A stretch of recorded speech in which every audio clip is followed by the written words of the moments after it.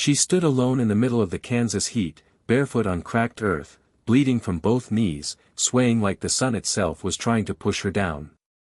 Lydia Hart did not cry. Her cotton shirt hung in ripped patches, clinging to her skin as if it were the last thing keeping her together. Dust streaked her face, but she didn't lift a hand to wipe it.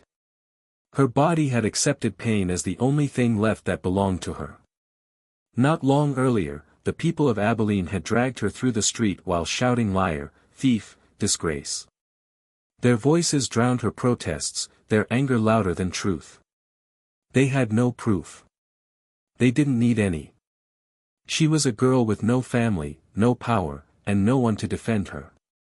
Men yanked her past the last house, past the town line, and shoved her into the open prairie as if discarding something broken. Then they turned their backs and left her standing in the dirt, bleeding and alone. She refused to fall. Falling would mean that they had taken the last piece of strength she owned.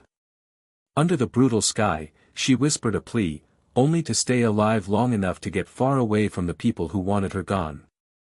That was when she heard it. Hoofbeats. Slow. Steady. Coming closer.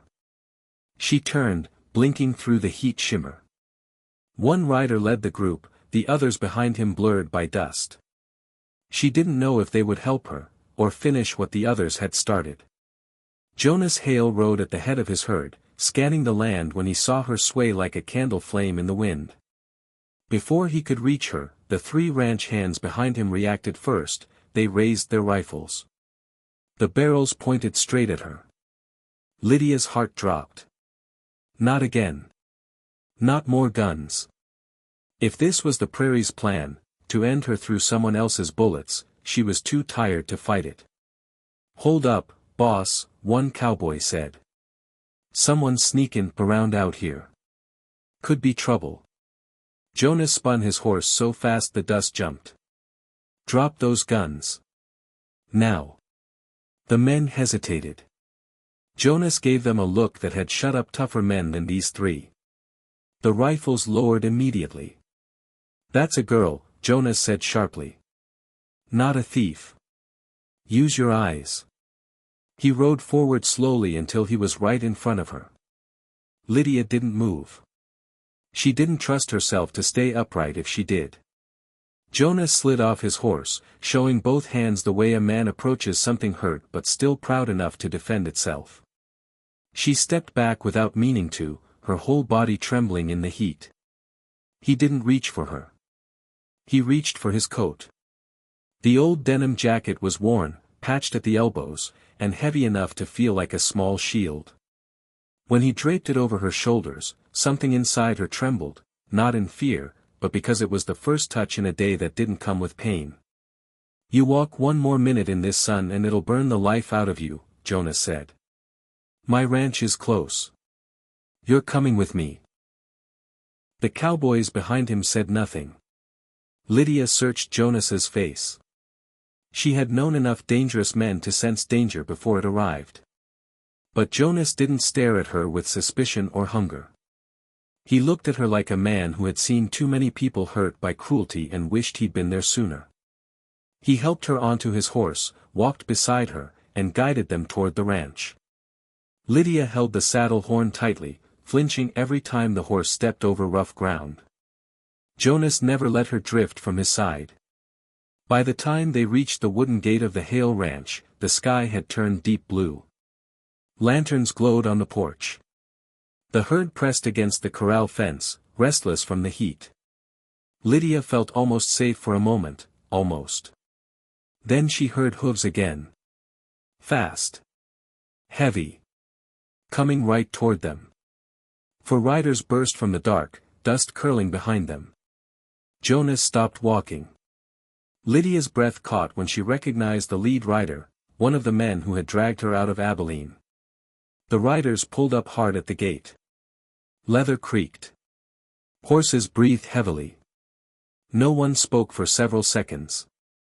"We're looking for a girl," the lead man said. "She ran out on a debt. Stole something. We'll be talking her back." Lydia's stomach twisted. She braced herself for Jonas to step aside. Most men did not pick fights with towns. Most men wouldn't risk trouble for a girl with nothing. But Jonas stepped in front of her. "No," he said. "You won't." He didn't raise a gun. He didn't shout. His voice was steady, the voice of a man who had lived too long to be intimidated by bullies. "This is my land," Jonas said. "She's under my protection. You want her back, you get the judge to say so. Until then, she stays." The rider opened his mouth, then saw something in Jonas's eyes, something old, something unbreakable. He pulled the reins, turned his horse, and the other three followed. They rode off into the night without a word. Lydia exhaled shakily. For the first time that day, her trembling came not from fear, but from disbelief. Someone had stood up for her. Inside the house, Jonas guided her to a chair. The scent of old wood and fresh bread made her chest tighten unexpectedly. He set a cup of water in front of her. She drank slowly, trying not to spill from shaking hands. "You don't owe me any story," Jonas said. "But if someone hurt you, I need to know what I'm protecting you from." She stared at her scraped hands. Her voice came out small. "They said things that weren't true. They wanted to shame me until I broke. And when I didn't, they made me leave." Jonas didn't question her. He didn't push. He simply nodded like a man who understood that the worst wounds often left no scar. "You're safe here for now," he said. "In the morning we'll figure out your next step." That night Lydia lay in the small guest bed, staring at the ceiling beams.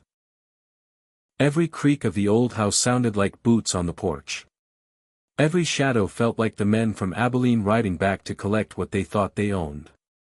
She couldn't put Jonas in danger. Not after he defended her. "If I leave before dawn," she whispered to herself, "I won't bring him more trouble."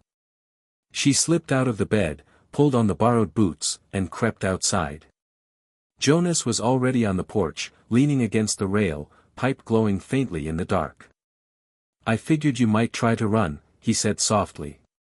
"So I waited." Those words stopped her. Not because he caught her, because he cared enough to wait. It frightened her, more than the riders did. Because if she stayed, she risked something she'd buried long ago, hope. When dawn rose, Jonas stepped outside holding 2 cups of coffee. He handed her one without speaking. They sat quietly, the sky turning soft gold around them. "Life knocks folks down when they don't deserve it," Jonas said. "But it also puts the right people in your path when you got no strength left to stand." Lydia stared at the horizon, then at him. She thought of running. Thought of boarding a train and disappearing. But then she remembered Jonas stepping between her and 4 armed riders. She remembered the coat around her shoulders.